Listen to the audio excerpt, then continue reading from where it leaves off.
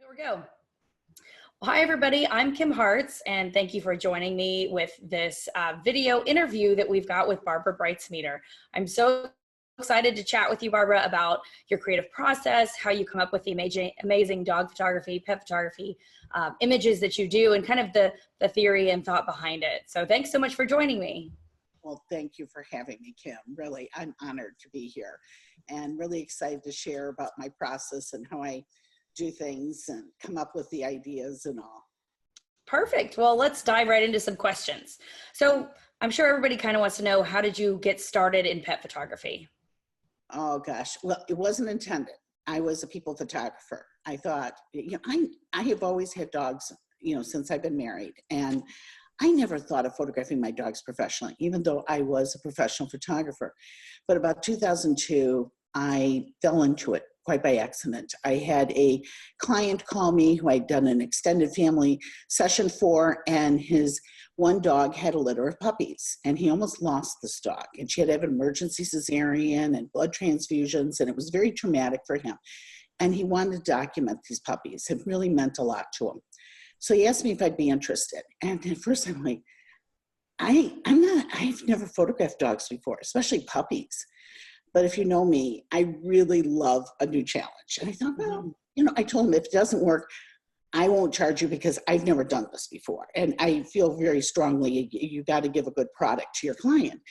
So I went there, and of course, back then I was the high key queen, both. It was all white background and Right. the 45-degree angle lights, the studio lights, and one on the background, and I'm photographing these dogs. And I went through a whole roll of backdrop paper on top of it, because when one poos, they all poo. Yeah, they all go. I was constantly tearing that backdrop paper. But when I did it, something clicked. And I absolutely had the best time of my life. And I knew then this was going to be a turning point for me, a huge turning point. But not only that day changed a lot for me. It also changed that I fell in love with the Bernese Mountain Dog breed, because that litter was a litter of 6 puppies that were Berners. And I was blessed enough to get one of them to join our family. And ever since then, we've had Bernese Mountain Dogs. We've had 6 of them. Wow. So that day changed my whole career. But when I decided to do dog photography, I was really excited. I came home and I told John, would you empty out the car? I got to download these images. And I'm looking and I'm just getting so excited. And then I went online and looked, and there was nothing there. Right. It wasn't at that time any workshops, because that was probably 2002, I think, around then. There wasn't many workshops. There wasn't any. The dog photography they talked about was dog show photography, where it's the white picket fence and the fake flowers. Oh, yeah. And it's not at all what I wanted to do. And so I decided to write a business plan, because my husband is a business owner. He insisted that every year I had to set goals and write a business plan. And I did a dog photography business plan. And actually how I was going to go about this, because there wasn't much information out there. But I decided before I offered it for my client, I wanted it to be a phenomenal product. So for 8 to 10 months, I was photographing dogs on the side, a lot of puppies too, and also trying to build a clientele. But I wasn't exactly going out there and saying I'm a dog photographer yet. But I also was worried, was there a market out there? Right. Because really back then there wasn't. And we had to kind of develop that yes, you can photograph your pet. Right. and everything. And so it ended up working out very good. Back when I started, I think the only ones that I knew of was Margaret Bryant, myself, Teresa Berg, and Bev Hollis were the ones, and Jamie from Cowbelly Photography. We were kind of, I don't know if I want to call it pioneers or what, but were the ones that brought it out into social media. Right. There was Grace Chan, there was a bunch of them, but I don't know how involved they were in social media getting it out there.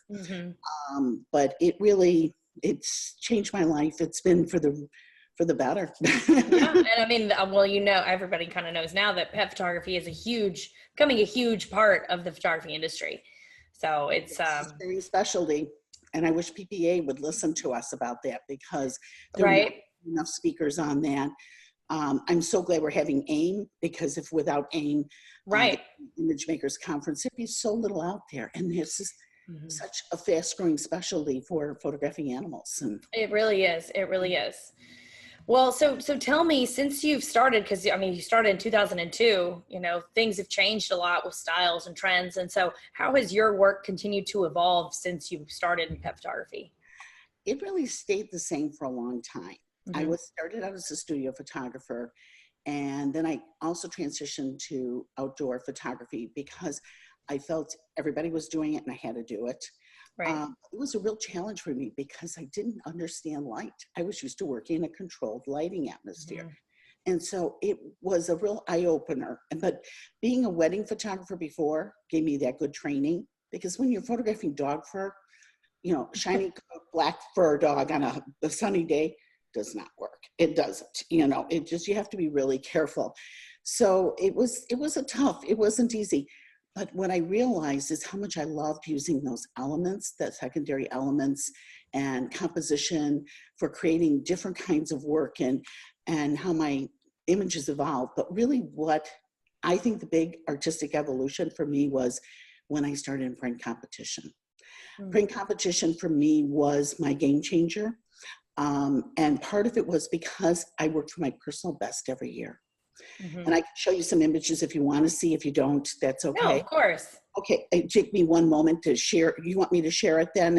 And Yeah, however is easiest for you, but no, I'm sure everybody would want to see what you're talking about. well, what it is with it, and I'll explain the things that I was looking for. It just take me a moment to find it, and I apologize about this. No, Okay, it's okay. I'm going to share here. So pardon my screen, guys. When you see it, you're going to be like, ah. Okay, what? Oh, come on now. I'm looking for our little, here we go. I also use this program, Oh Zoom. yeah, I love it. It's great. Oh, it It's is. pretty easy. Especially when you can share things. Okay, Yes. let me, All right. Well, all right. Look at that. I know. Oh my goodness, guys. Now has my work changed? Now Hmm. these just show, this was my first year doing print competition. And at that time, I thought my work was pretty solid. A lot of my work was outdoors, natural light. The only studio image I have in here is the far left image. That's the only studio image. The rest were all natural light. So everybody thinks they have to do, studio. No, a Right. lot of mine weren't. And even the dog walking indoors was all available light. But that was a real tough one. But I had a big picture window behind me, and it's flatter light. But really what I started doing that year, I was clueless. That year, I knew nothing about print competition. I got talked into doing it. I didn't think my work was good enough. And I got a platinum, much to my shock. I think I was very lucky that year. And I've been lucky a lot of years. But this year, I had 3 loans and 1 general collection here in my images. So this year, I really didn't know what I was doing that much. I mean, I just I felt my best work out there. But then the next year, I started learning about print competition, and Michelle Parsley took me under her wing, and so did Keith Howe. And this was my next year. Again, I was a platinum medalist. I started incorporating stories, and particularly the one that my favorite is the doorman, because I love pits. They're one of my favorite breeds and one of my favorite breeds to photograph. And so I wanted to give a positive message there. So I put a welcome sign and versus Hmm. a beware of dog sign. And I just was trying to try new things, and I actually painted all in my family, the far bottom left one with a mouse. I painted that. They say Yeah, it's like, that's a lot of work. my Parkinson's back then was pretty bad. Now it isn't, but it was, and I had a very difficult time holding a pen and using a Hmm. tablet. So now the one on the far right, bottom right, I'm not real proud of that one. I called my Barbie doll dogs, and it's called Don't Edit at 4 a.m. in the morning. Because clearly, and you're thinking, well, this is looking good. If you saw the original, I would have done a whole lot better. But I started incorporating technical excellence is really what I worked on that year. That year, I started technically trying to get my images right in camera, Mm-hmm. and also that they were spot on, that there was detail in those highlights and shadows. I really started really looking at those things of the technical excellence. Then the next year is when I started actually focusing on the style, because I don't think I had much of a style until that point. And my style started evolving. And this one here got second place Gia, and it was part of my diamond case. It's the only year I was a diamond photographer. And this one's called Love You Mommy. And it's one of my favorite images I've ever done. Oh, it's beautiful. But it was a real game changer for me. If you notice, my style is coming through. But not only that, the backgrounds, if you notice how simplistic they are. Right. Started looking at my backgrounds of my images and started using asphalt driveways that you're seeing here, Mm-hmm. or concrete driveway, or a gravel road, something that doesn't have a lot of busyness. Now this one does, but it works because it's with a smooth coat dog. If I was to put a golden doodle there, it would look awful because there would be too much happening in that image. But the next one I probably am lying about, because I do have texture with texture. But I added the element of color. And I started really working on a style, a very distinctive style. And that year I got Diamond Photographer. The next year was my year I went all out. And that year was Send in the Clowns. And Right. that was the year I decided to have story with my images. I wanted not only images with impact, but story.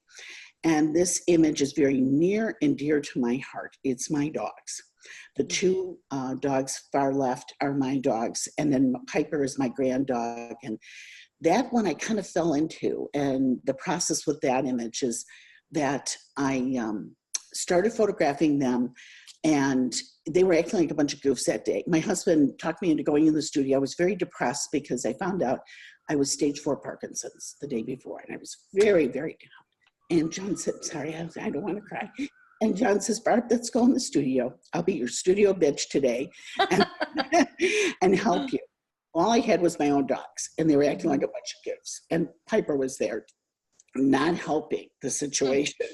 And I told him, I said, you guys are a bunch of clowns. And there came. I have never dressed a dog in my life or for photo. So you put the actual little collars on. Yeah, I made those. We went to the made them. Okay. I made them. They're just like a piece of a ribbon, and I just put stuff on there. I'm sure people have, like, I know people have seen this image and love it, and probably a lot of people. So if you want to go through it and tell us how much is real and how much is, added in post, the makeup and everything. The makeup I did paint on. Right. So, but the hats and everything is all. It's all made. Okay, great. The one far right is from, I bought that in the UK years ago in this little tiny derby hat when I was photographing dogs. I knew one day I'd use it. It does have a little elastic band around it, which I took out in Photoshop. Right. The one I made with the pom-poms, I made that day. And she wore it? She wore that. That's awesome. Is she happy? No, but it works. It totally works. It does. And then painting, I borrowed that hat from my neighbor. I remember her grandson was a clown for Halloween. And I said, by any chance, do you have the clown costume still there? Because she made the clown costume, but she bought the hat, and she was telling me she was so proud of it. And the only thing I did was take the pom-pom off the top, because the pom-pom, I felt kind of with the other pom-pom, I needed some balance there. It's the only thing I did different with that one. And, but I painted the clown makeup on. I had to, because with dogs, if I use clown makeup, it'd probably still be on them, because no, for sure. Yeah. And so close to the eyes would be dangerous. My dogs would have never gone for that. But what I did is I photographed them in studio, and the couple of days before, next door, I have a forest preserve that I photograph it a lot. There was that beautiful sky. And so I incorporated the two together. And then at the last minute, I was told that I had to have ferns or something in the bottom, something in the foreground. So I added ferns in, because my one dog's name is Fern. And I had taken photographs of my ferns earlier that season. But when I first did this image, I was told by a couple well-known, respected photographers who do print competition, I needed to put a circus tent in there. And so I kept on putting it in there, and the more I put it in there, the less I liked it. I think it would have taken away. Oh, I did. I mean, it would have been like a copy of Ben Shook's work. And you know me, I don't Yeah. copy anybody's work. It's got to be my own. So I really didn't feel it looked right. And I took it out and I didn't even show them it. And what I loved about this one, it was so totally different than anything I've ever done. Mm-hmm. But this image was from my heart and soul. And they saw the story in it. And that Oh, yeah. this one won first place for the animal. It won the Grand Imaging Award, much to my shock. I was up against all men, and the grandma with Parkinson's won with that one. I love, and the only woman. And I was part of Team USA. We got second place, silver. There was 4 images chosen, and it also placed in the top 10. It placed 4th in the commercial category in the World Photographic Cup, which is the Olympics for photographers. And I was stunned. This image means a lot. But also that year, I started again with the story and creating these images and building them in layers. And I can actually show you how I created this image. And this one's called I've Got My Eye on You. And who influenced this image for me was Sandra Pierce. I love Sandra Pierce's work with the humor that she has in them. And I've been told I'm funny. And so I wanted to bring humor into this image. She uses a lot of color. Now, this is not painted. This is all a photograph. She paints her image. But it was inspired by Sandra. And it's called Too Cute to Be Real. No. Yeah, no, that was the Labradoodle with the flowers. Title, Yeah. guys. I don't know what happened there. This one's called I've Got My Eye on You and this is Mama Pebbles and her dogs Maddie and Moss down here. And they really are just adorable. But this one, and this is starting, I'll have to explain in a minute. But, yeah. And then this one is the Dream Team. And the Dream Team did not go lone, but I see why, because there's the grass in the front is a little kind of icky, and there's some things that I missed. It happens, but it was a fun image that I was inspired by the Olympics. And I had a lot of fun doing this one. And then this was the first year I did not medal. If you're coming off a diamond and coming off, and this one didn't merit, and it's called Hey, Take a Number. I knew it was a big risk doing this one, but I still loved it and still put it in. And this was a real eye-opener for me because that year I was pretty bitter about not medaling. But I had Bob Coates, if you know who Bob is. And Bob talked with me. He says, Barb, shame on you. You should be really proud. How many people would be really happy to get 2 loans and 1 merit? Right. And I was like, you're right. I needed to hear that. I needed to hear that. But that year I won the GIA, so get that. Right, I know. I think you're good on that year. Didn't mean to do that one. So let me just show you, and then I'll show you real quick my last year. And I have not done print competitions since because of the fact that last year my husband had a heart attack, and he was much more important to me than any print competition. So this one is not in that, but this is, you want to talk about unusual. Yeah. And this one was inspired watching my son. He had a beard, and he didn't pose for me for this. This is my son-in-law. He's one hairy dude, isn't he? And but my son was eating eggs at home, and he got egg on his beard, and I got inspired by it. And so I had that winter photographed the burrowing owls down here in Florida, and I incorporated that in and took a photograph of my son-in-law. Now this one did not loan, it just merited. It had too much happening in it. It was too bizarre. They couldn't handle it. And well, it's the first time I've ever heard Carl Kyler speechless. I kept saying, I don't know what to make of this one, but what a lot of people don't know is my Parkinson drugs are very powerful neurological drugs. And I was hallucinating when I did this one. I'm not kidding you. When I say, I literally thought I was on the beach editing. And my husband, when he started seeing me brushing sand off of me, he's like, I think I better call the doctor. But I created this really phenomenal, great image. Yeah, it's almost like you're in a dream, kind of. It is. Yeah. It's different. It's, if you look at the face of the guy and the owl mimic each other. Oh, they do, yeah. And I wanted the unexpected, but there's certain things like the coffee pot is angled weird, and I've had too much crap in it with all the the lumberjack stuff. And if I kept it pretty simple, I think he would have done better. But, Hmm. I had fun with it, and I really Yeah, didn't care. you got to try new things. I mean, you don't Yes, know what works if you don't try different things, for you sure. got it. And talk about trying new things. She's got the spirit. And she's got the spirit. I did not know I created the last day I spent with my mom. Can you believe? Oh, And we went to church that day. And this is the last full day I spent with her. But she passed away suddenly that Tuesday. And I didn't realize I recreated it. And it was just like, whoa, it was like such a surreal moment. And I hmm. wasn't hallucinating when I did this one either.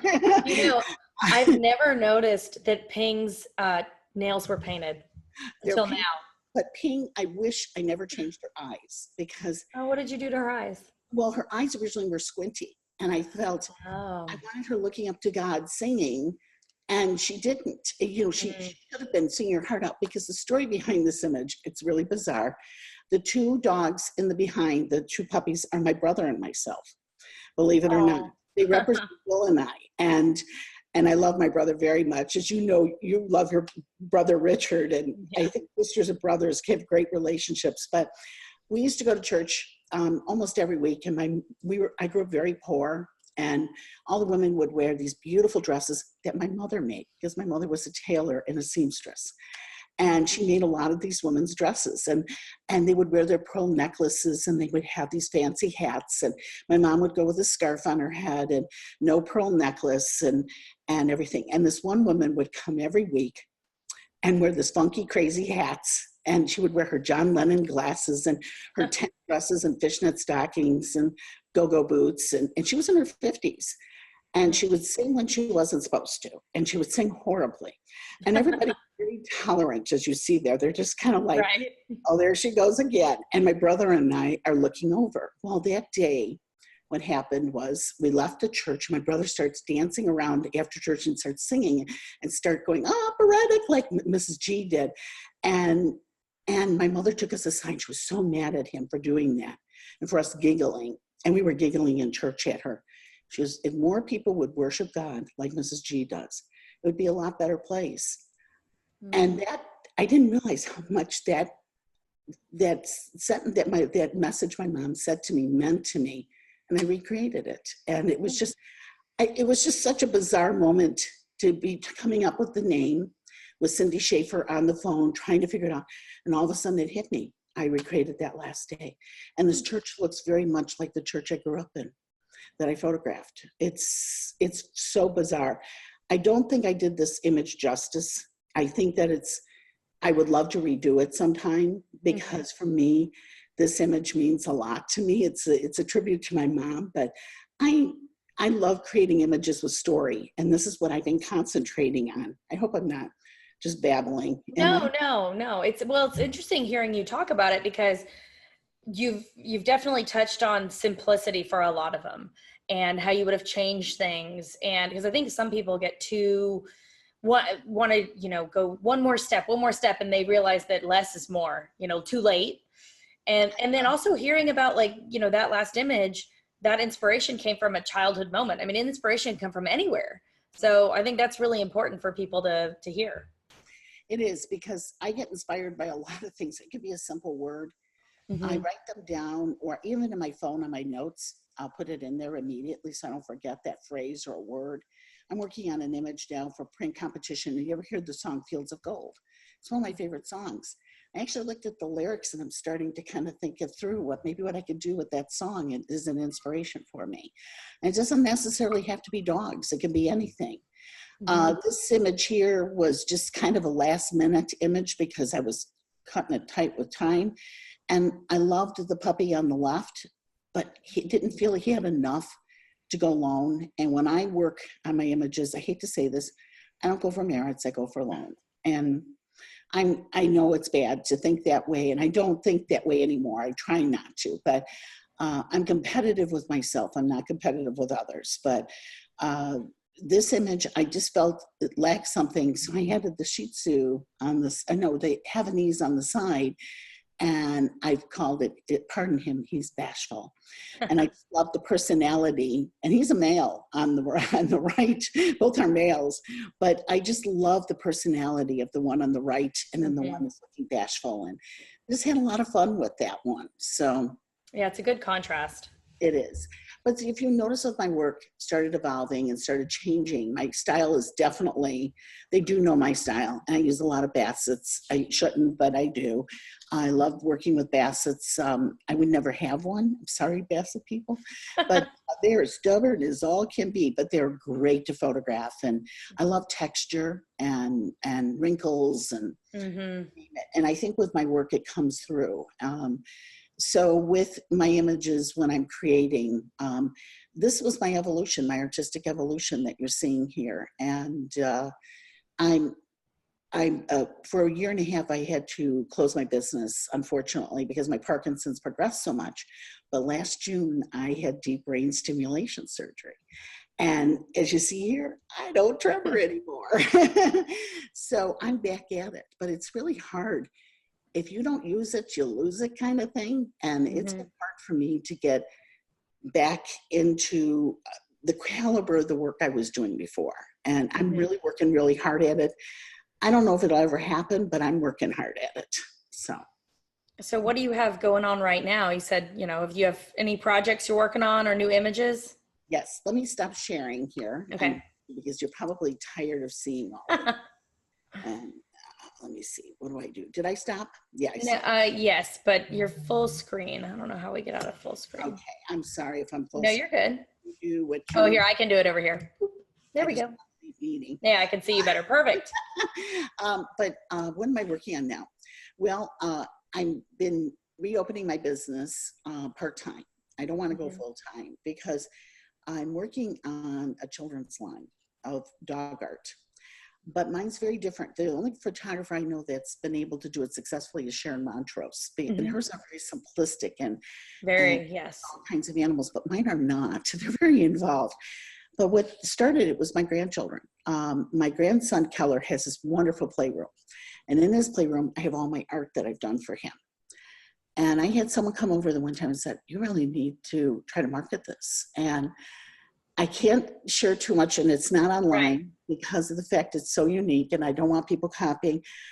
I'm having so much fun doing it. I don't know if it will ever get picked up for the mass market. I'm working on that. But if it does, it's great. If it doesn't, I'm going to give it a couple years. But that's what my new focus is. I did start a book a couple years, 4 years ago when I did Sun in the Clouds. I have 18 pieces finished of the 35. I just can't seem to get myself back into that groove. And it's hard.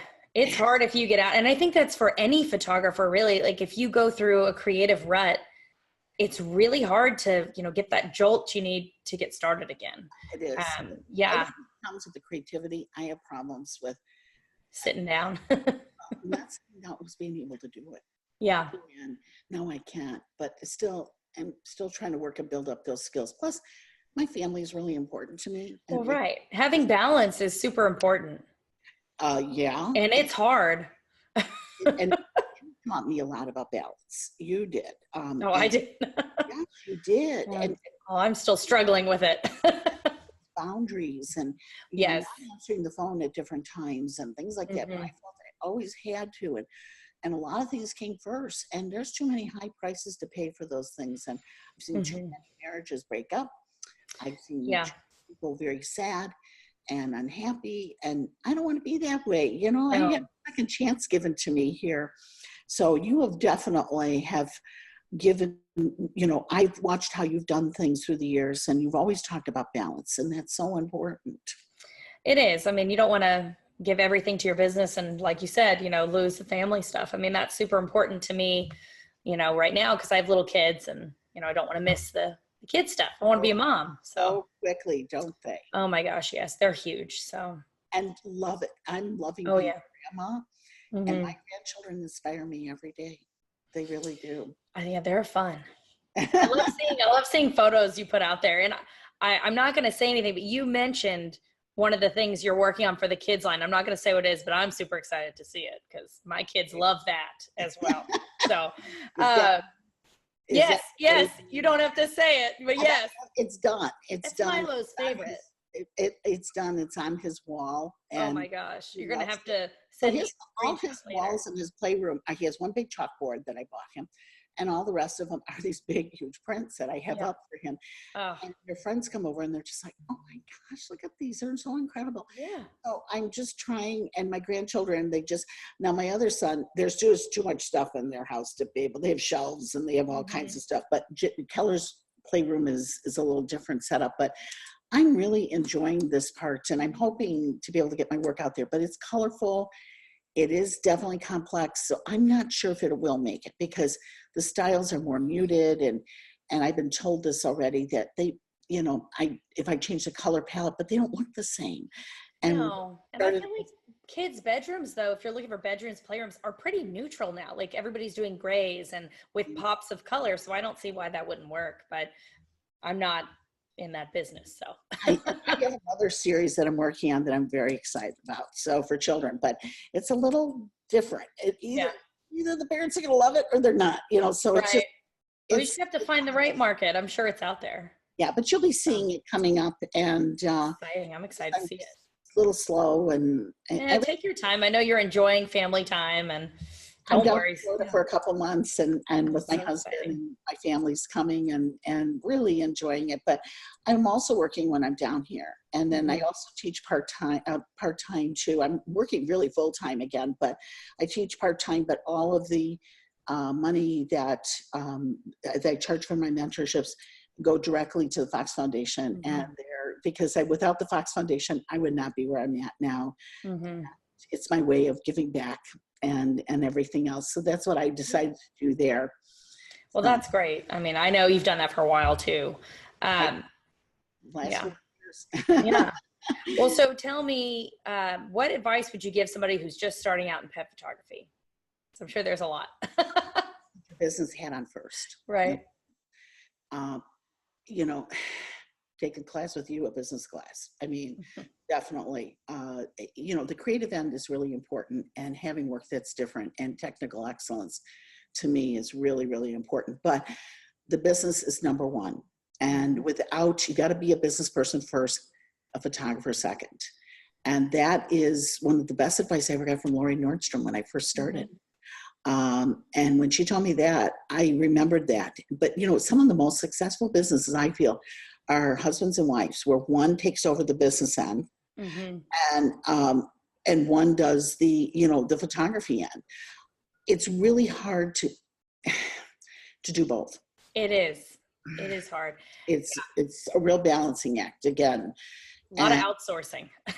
Well, that's good because a lot of people don't. And that will just make you not want to do it anymore. You got to also have your skills perfected before you go into business. And my other big thing is writing a yearly business plan. I agree with that. There's not a business out there that does not have a business plan, a successful business. People don't understand. My husband had a business for over 30 some years, his own business. He sold it a couple of years ago. And they would write goals every year. And I love that. I heard Julia Keller talking on her thing with Beth Greenstein, and they were talking about goals and business plans, but instead they were talking about having a 30-day, a 60-day, and a 90-day plan. That's smart. Goals that you can kind of step into the other, and I'm like, I really like that. So I changed my business plan to those goals now, and they're stepping stones. I call it a stepping stone plan. So, and that's really smart because you can create smaller, more attainable goals and reach a goal and then get some traction.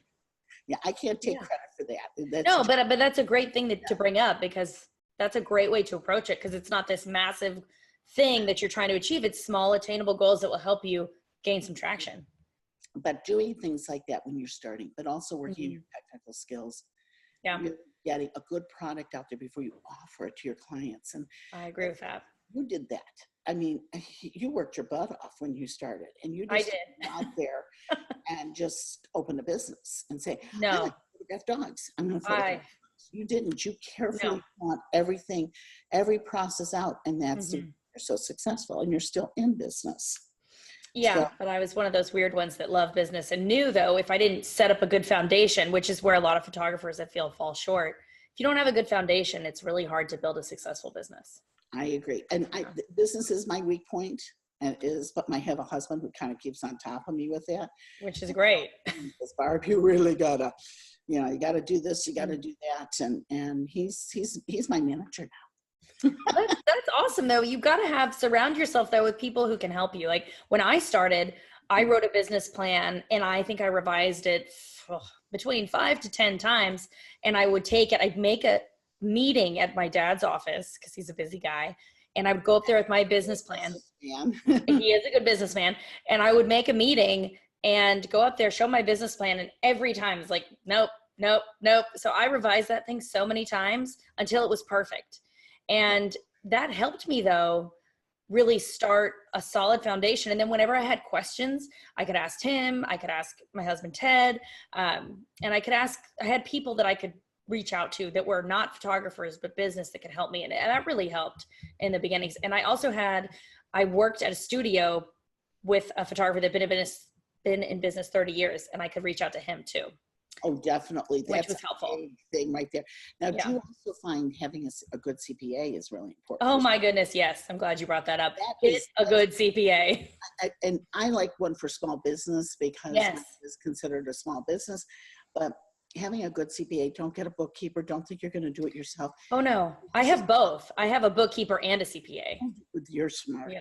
But also setting yourself, like for someone like me who didn't have a bookkeeper, setting yourself an appointment every week or every other week that you sat down and got everything done and put it because it can become messy. It used to, I would put it off and I would do it like every quarter, which is not good. And then I found this woman who I've been working with for several years now, maybe like almost since I opened. And so she gets it all ready, and then I send it to my CPA, and I don't have no issues. It's amazing. Well, for me, was my savings grace, when they used to have the program that they did through PPA, what was it called again? SMS. SMS, but I took the early form with In Motif. I took her class too. And it was a 3-day, and you had to bring everything. You had to bring everything. Yes. I will tell you, she saved my business, and I would never have made it. And then Julia Kelleher also helped me with my pricing later on and stuff. But the suggestions that were made to me by different people in PPA and without PPA, my business would never have gotten where it's gotten. My skill level and my business, both. PPA has been instrumental for me where I am right now, Yeah, people who don't use their resources, it's just beyond me because they are amazing. So to help you. But I remember taking Ann Monteith's guerrilla management workshop. Yeah. And I thought, that I was going to be out of business. Like they're never going to accept me, but it was super helpful. I don't know if she still does that. I think she's retired now. Well, good for her. I saw her at Imaging, but I saw her from afar. Oh, really? I didn't run into her. Barb, you're the person I would choose to do my dog portraits. I'm like, oh, you've always so honored she says that because I'm like, really, Ann Monteith? Oh, I know, because it's Ann Monteith. It's like, well, she could take them to herself. I know she could and stuff, but she did, her own version. Yeah, I know. Yeah. Yes. Well, do you have anything coming up? You mentioned you do mentoring, but do you have any speaking engagements? I know you're a speaker at Animal Image Makers Conference, and I cannot wait for Animal Image Makers Conference. I think first of all, I can't wait to meet Kaylee Greer. I know, I've never met her either. So, I mean, she is so herself, her brand. Yeah, she has so much energy. And Sam's their team. Right, they are. And I love how she reinvents herself every year and things like that. So I can't wait to hear her speak. But I'm speaking the last day. It's Unlocking Your Creative Genius. It's ordinary to extraordinary. And I'm going to talk about the steps. And it's going to be a little different. I would expect nothing less. Either people are going to sit there and kind of go, huh? Love it. But I want to have a lot of fun with it. And I want everybody else to have fun with it because creativity can be fun. And then I'm going to have them do a little project. And it's going to be, I'm hoping that people enjoy it and everything. It's the closing speaker, which is really scary because either people are gone. I always worry about being one of the last speakers that people are walking out the door because they're so their Just brain is full, so yeah. overloaded that they Mhm. don't want to take it in. But I'm speaking about that, and my presentation's almost done. Oh You man, you're on top of it. I haven't even started mine. but I have to and I have everything memorized from beginning to end, and my husband gets so tired because he listens to it every day, and he's like, I know. Mhm. And but I have to do that because I'm here in Florida and I can't guarantee how much time That's I'm true. going to have, and I have a lot of family things going on with my family here. But yeah, so I'm really looking forward to I'm doing teaching mentorships like you do, and but mine are more creative based, Mhm. studio. I tell them if they want to take business, go to Kim, go to Nicole, Right. I can teach it, but I think there's other people that are more qualified and better. And my focus is on Right. On the creative side, for sure. and working on your style. It's really important to have It style. is. It is. You have a very unique style too to your work, and I could tell your work a mile away. I know your work, Mm. and that's a good thing. No, for sure. For sure. Yeah. No. Can you tell my work? I think you can. Oh, yeah. I can pick your work out. Yeah. Yeah. So but having that I'm trying to think what else. And I have my No Bones About It group. That's right. Yes. Unfortunately, we don't allow anybody who instructs on there, but Oh, no. But I think I've heard great things about it. well, thanks. It's a critique site. We do twice a month. We do critique lives, and then I'm also doing some little short clip videos of how to do things, but they're not extensive. They're not like a workshop or whatever. Right. They're just, some things saying, hey, here's my studio. This is my lighting. This is what I'd like to use. This is a one light setup. But, I'm not going into super detail with certain things. It goes over their head, but I'm trying to give it to them in bits and pieces. That's the easiest way to get it. I mean, to digest and actually move forward with it. So that's a good way to do it. They all want to run marathons before they can crawl. And I know. Black on black. I'm like, no. Let's learn fundamentals first. Yeah. No, I agree. Everybody wants to get to that, but then you can. It just, work your way up. Yes. And working with lighting, I use lighting almost exclusively outside and inside. And you're the one who took me with the lighting outside. I went kicking and screaming with that one, if you remember. God, I love it. And I just, let me show you this. But I do love lighting outdoors. It's the only thing I do now. What is this? Oh, I got the beat. Cut it out. Got it. I know. Cut it out. You didn't get. I sold my location kit, and yeah, you got that. My B2s, I sold them. Oh wow! See, I just B2s. I love them too. There is nothing wrong with the B2s except I didn't need two lights, and now I'm not tethered. This is the size, like a little bigger than one of the B2s, and there's no it just plugs right in and pops on a stand. So I'm trying to just minimize, I guess. I know. I just use the B2s because it's easy. It's quick. Oh, it's totally easy. There was no need for that, Barbara. There was no need. I just wanted it. Yes, there is a need, and I have so many cameras that I invested in lenses, and I can't believe I've done that. Yeah, I have that issue. Well, I was at the imaging and they had a great show special, so I bought it. Oh, I didn't see that. It's a good thing I didn't. It was like $200 off, which is good for Profoto. Profoto never goes on sale. No, so. I bought my B2s, they were on sale. Yeah, I think I got mine on sale too. Now they're really on sale. They're like $800 off on B&H. Cut it out. Because they're trying to push the B10s. Oh, yeah. I know. I asked the Profoto guy, I was like, really, why do you do this to us? He's like, sorry. Well, the B2, but the B10 is more like two B2s, I mean, isn't it? Yeah. I mean, it's. The light output. Or no? I don't know. I just know that I'm very excited. Right. Beach to, well, I'm going to photograph birds tomorrow with Trina. Oh, nice. Yes. I'm really excited. We're meeting early in the morning. She's really excited about that. I can't believe I'm doing this early in the morning. Yeah. Before sunrise. And I have my new Sony lens, which equals to an 890. You told me about that. I'm so jealous. And so I'm really excited about that. But and then I'm going to be photographing sunsets with my dogs and doing nice. that.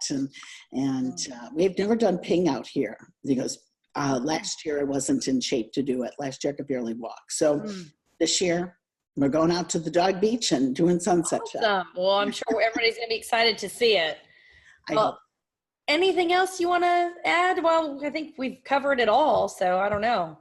I don't know. I'm trying to think if there's anything. Yeah. Did you want me to show real quick how I kind of built in layers real quick? You're welcome to if you'd like to. Let me take a moment to share it. And sorry, Perfect.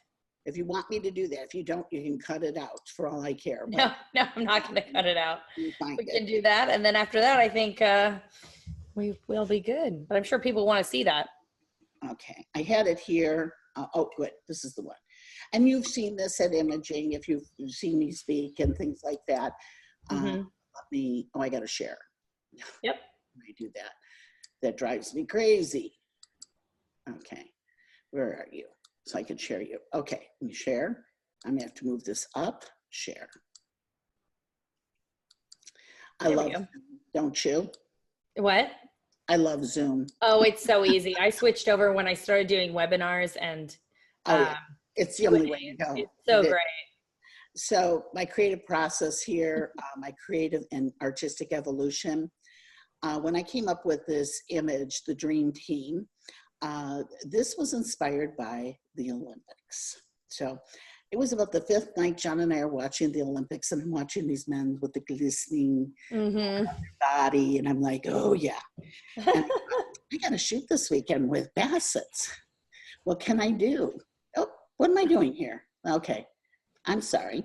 I don't know what's happening here. Okay, so how I do this is my ideas. I'm sorry, somehow something got mixed up there. No worries. I use inspiration journals. If any of you do, I write everything out. I flag pages, I leave space in between, and I build in layers. And this is how I do it. Okay, when I did the dream team, after I saw the guys with the glistening body and I knew I had Bassett's coming in, I thought, how can I do this? How can I make them a competitive swimmer? Because that's the unexpected. Mm-hmm. I wanted something that was totally, that people would just kind of go, what? You know, a Bassett competitive swimming. And I thought, I love big sky. So I thought, of course, I'm going to incorporate a big sky in the background. Bleachers, I went to our local, well, I drew it out first, my idea here, okay? And then what I did here is I bought a cheap kiddie pool. I bought 3 swim caps and goggles, and I bought a swim inner tube for the dog. And I went and photographed the football field one day when it was open. And I was lucky enough, they were running track, and I was able to photograph the bleachers in the background. And I build my concept in layers. So this is my reality here. This is a Bassett. This is an old Bassett. And if you notice his head, how flat it is. This is my vision. I wanted to put a swim cap on him, but you know, I didn't want to stress that dog out and put a swim cap on this dog. So what I did here is the kid who was there with us, he wasn't real excited, as you can tell, but I said, hey, would you model for me? And he goes, what? I said, I'll give you some ice cream if you do. I have some really That's funny. And you can tell how excited he was about this. Oh, yeah. But I actually photographed him in different poses here that I wanted with the glasses as such. And he had the right shaped head. But you saw my reality with a flat head. Right. And any forehead. But I was able in Photoshop to put this together that you're seeing here. And I have the baseball field in the back, and you can see a little bit of haloing around the, you know, over here, you can see a little bit of haloing, you can see dots here. I haven't cleaned this up, but this is just me in the process of thinking it through. Right. Things together before I do. And the base, you know, the sky was there, the beautiful cirrus clouds, and this was the final product. What I forgot to do, and the reason we added the hand in with the faucet or the hose, was I forgot to wet the dogs. Ah. A really important part. Right. And Jesus would have seen that. And so I'm like, crap. And they came from an hour away. I couldn't ask them to come back and let me wet the dogs. I tried wetting Piper with similar fur and tried incorporating that in. It didn't work. It was just too labor intensive. And so I thought, oh, how about I add a hand in with a hose? Well, they told me that kept me from loaning. They did not like that. So don't ever do something like that. But I love what it is. So don't do, I think it works though. I mean, and you have to remember too, print competition is so subjective. It really matters who's looking at your image when it comes down to it. That's true. But, just, coming up with this idea, and then my red doghouse, and then I'll finish. I love this. I cut out this little teeny photograph of Snoopy on a red doghouse, because I've always loved Snoopy, always, and on the red doghouse. I love this one. How can I create this image? And it was inspired a lot by Sandra Pierce's work. So what I did here is I went on Pinterest, and I put Snoopy on the red doghouse looking down, because I wanted Snoopy looking downward. And I got this photograph. I got permission from the person to use this too, but they made this for their child. And I thought, this is really cute. So I said to John, can you build me a red doghouse? Poor John. He didn't make me one, he made me 3. Wow. Different sizes, they come apart. Some are green and they're different colors. And I love the green one because it kind of matches with the outside. But I love the Papa Red too. And he made me a blue one, but they're come in different sizes. So, but this was the red doghouse, and I used them in my all my sessions for about 2 years, and because I thought it's more iconic than a doghouse. Right. Use them, but they really look great in them. So I actually sketched out in my inspiration journal. And this is the actual sketch from it, the red doghouse, and the dog looking down. But I wanted the dog sleeping, and then Mama Pebbles looking, and this one looking down. But when I put it together, I didn't like it. I just kind of went, it stopped. It stopped at the dog sleeping. And I wanted it to continue where your eye followed through. So I decided, Haas, I did a couple images with him looking, and he tipped his head and stuff, and I liked that better. It kind of felt like it followed through better.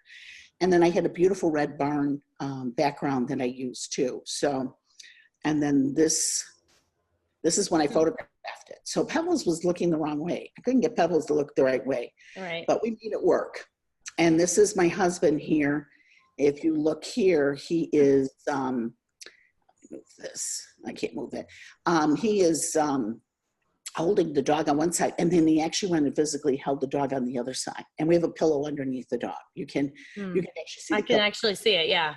And what he did was he held the dog on each side, just like they do with the babies, with the head, and incorporate them together, because there's no way I'm going to take a risk. And this is Lisa and Jean. They're hysterical, this couple, but with their dogs. But I was able to get some really great images, and and didn't mean to go back to that. So that is my creative process, and just showing a few. I'm trying to stop this.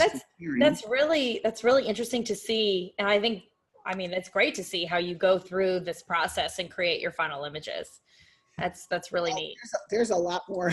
Oh no, I'm sure, but it just gives people kind of a peek into how it works, and maybe can help them figure out how they can start opening up a creative definitely. Yeah. And keeping those journals are really important. Building it layers. I learned that from Jen Hudson. If any of you have ever taken, I think she has a different name now, but I took a creative workshop with her, and she did these ethereal, beautiful women shots. I photographed dogs, and I went and did this workshop. I didn't take any photographs, but I watched her work and how she built her ideas and layers. And I thought, this is genius. And I'm glad you brought that up, because I think getting out of your comfort zone and trying something completely different really opens things up. I did the same thing years ago. I took a workshop with nude male and female models, and I'm a dog photographer. And it really opened up a lot of different things for me. So I think doing something completely different is really important to sparking new ideas. I remember it changing your work a lot, and how you looked at things. Because I remember when you took it, I wanted to take that workshop, and I couldn't afford it because we had just bought our house, and I was like, oh darn. And you really walked away with a wealth of knowledge from that. So much. And he's still teaching. Oh, you're so lucky. Well, also, taking on personal projects, that's the other thing. Yes. A lot of these are personal projects for me, but what it's done is I don't necessarily do these for clients unless they pay for it, and they have to pay dearly for it. But what it does is it's got me recognized, and it gets people on my website looking and realizing that I can do fun things, and I can have a sense of consumer, but not necessarily do they want to pay for what I'm doing, but it gives me, credibility when I'm Right. winning awards and things like that. But also I think it's a real attention getter on your website when you have things like this, and It is. showing you have the ability to do this. But I do sell them, and definitely do. Send in the Clowns. I've sold so many prints of Send in the Clowns. I can't even tell you. That's awesome. And all the profits go to the Fox Foundation directly. Yeah, To that's Fox wonderful. So that one, because it has to do with my Parkinson's, I thought Right. was a nice thing. But Mm-hmm. doing personal projects is for you is really important, because it'll keep that creative edge, and it keeps you thinking a little differently. You got to get those brain neurons firing, guys. Now, it's proven with Parkinson's, we have we're a lot more creative mind and less inhibitions, they say, because of the medications we're on. But it's because our brain neurons are constantly firing. They're like this all the time. And that's why we tremor. And so we got to get your brain neurons firing. Mm-hmm. And stop living Groundhog Day, start doing things. I take on creative projects every month. And this month, my grandkids gave me a little Polaroid. And so what I'm doing is I'm actually taking just goofy Polaroid photographs. And every day I draw on those photographs. I even paint on them. And I'm putting them in a book. And so these are little creative projects. There's one that we're going to be doing at AIM, and I'm not going to share it because it's one of my favorites that I've done. I actually carved bars of soap, like we did as kids. Yeah. Or you could actually do block prints with things and stuff like that. But I love doing anything that's 3D, because it helps you see light and helps your brain start kind of processing things a little differently. But you can actually Google and look at Pinterest for ideas, creative ideas that you can do. For sure. And I do it 5 days a week. I don't do it 7 days a week. But 5 days a week, just try to take a half hour of your day, which is tough, but to work on a creative project. And it can be something so silly and stupid. But what was one of them I did? One of them, I listened to a different song every day, and I did a drawing that had to do with that song. I mean, just little things. Yeah. But I did an acrostic every day with wax, 5 days a week, but they were small. They were little tiny blocks that I did. Yeah. And I actually put them together, and some were mosaic looking, and they're really cool. So you can do projects like this that will keep that creative juices flowing. And things different than photography. Oh yeah. That's another great point. Yeah. I just sewed baby blankets over the weekend. Ooh. Totally different. Yeah, they're cute. And you love to sew now. It was fun. Yeah, well, I usually do the traditional Halloween costume each October for the kids. But yeah, I decided to, Milo has this blanket he loves, and I went to order it, and it was so expensive. I was like, I can make that. So I ordered the fabric and made him one, and then I made Willie one, and then I made a good friend one. So but how fun is that? It was fun. It was fun, and it was different. And it's something for you, and it's something, but it got the creative juices kind of going, and so things like that. It keeps those neurons firing in your brain, which is so important. And it is. You got to stop living Groundhog Day, guys, and start doing things different every day. A little different can make it. Well, great advice. And oh my gosh, thank you so much for sharing all of that. I mean, I learned a lot of stuff just from looking at the creative process and how you approach things. Yeah. So thanks for sharing all of that amazing information. I'm actually going to be sharing some print competition images when I'm at AIM. Oh, perfect. And I put them all under secrecy. That they can't share what I'm doing or copy what I'm doing, because if they copy. Oh yeah, that would not be good. That would not be good. And I'll make sure too, I'll have all the links for AIM. And then if you want to send me your critique site and all that stuff, I'll have that in when I put this information out there. Our critique site, you have to be a professional animal photographer or work for a rescue, part-time or whatever, volunteer for a rescue, and you have to show us some of your work. The reason for that is we want to keep the group smaller. I don't want big numbers in the group, and we want to keep it to photographers that participate and who want to learn and grow. Because if you don't, you're out of the group. I hate to be that way in my group, but I think that's, you want people that are going to add to the group. Yeah, and I put a lot of work into it, and I only want to put work into people who want to put the work back into it. Right. So, Makes sense. So don't feel bad about that.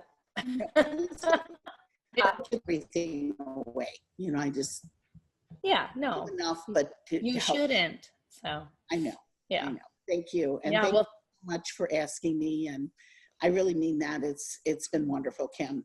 well, thanks for doing this. I really appreciate it. I know everybody's going to love it. So And I thanks so don't know much. if anybody knew that we used to teach together, did they? Yeah.